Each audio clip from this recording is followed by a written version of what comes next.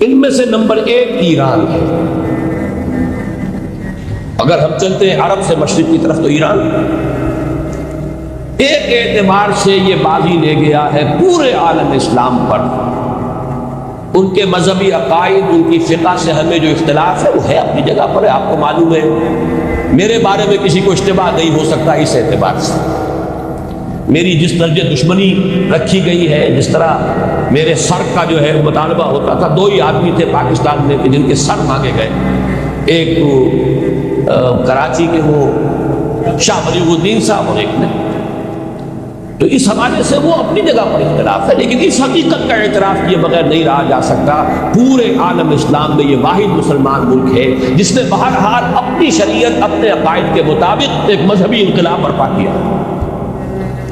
اور پورے عالم اسلام میں مذہبی سطح پر، حکومت کی سطح پر فنڈامنٹلسٹ صرف ایک ملک ہے کہ اس پہلو سے ایران ان کا ٹارگٹ ہے، ٹارگٹ نمبر 1 ایک خاص اعتبار سے۔ ٹارگٹ نمبر 1 ایک دوسرے اعتبار سے ہم ہیں، وہ میں بعد میں عرض کروں، چونکہ حکومت کی سطح پر فنڈامنٹلزم ہے اور وہ آیا ہے ایک عوامی انقلاب کے نتیجے میں، پھر ان کے پاس تیل کی دولت ہے، اس کے خلاف اکنامک سینکشنز بھی ہو جائیں تو اگر لیبیا کھڑا ہو سکتا ہے تو بہرحال وہ بھی کھڑا ہو سکتا ہے،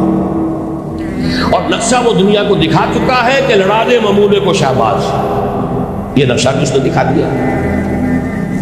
یہ ہے ایران کا معاملہ۔ نمبر 2 پاکستان۔ پاکستان 400 برس کی تجدیدی مساعی کا امین، امانت دار، پورے ہندوستان میں مجدد الفسانی رحمۃ اللہ علیہ، شاہ ولی اللہ دہلوی رحمۃ اللہ علیہ، سید احمد بریلوی رحمۃ اللہ علیہ، ان کا جہاد، پھر اس 20ویں صدی عیسوی میں یا 14ویں صدی ہجری میں علامہ اقبال جیسا مفکر، مولانا مودودی جیسا مصنف، مولانا الیاس جیسا مبلغ، شیخ الہند جیسا مجاہد حریت، پورے عالم اسلام میں ان کا پیرلل کوئی نہیں۔ یہ 400 سال کی تاریخ ہے، اس کی امانت اور اس کے نتیجے میں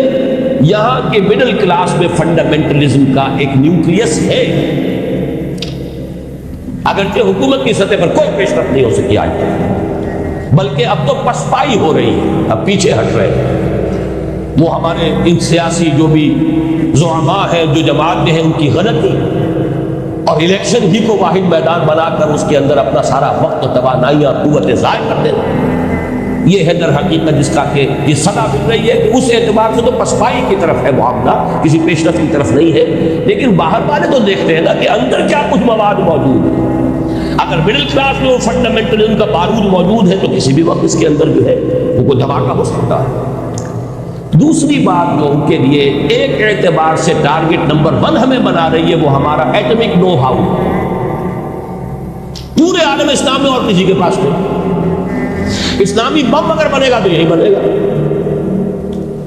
یہ ہے مختلف اسباب جس کے بنا پر ایران اور پاکستان کو آپ بریکٹ کر لیجئے، یہ اس نیو ورلڈ آرڈر کا جو ٹارگٹ نمبر 1 ہے، ایک اعتبار سے ایران ہے، ایک اعتبار سے پاکستان۔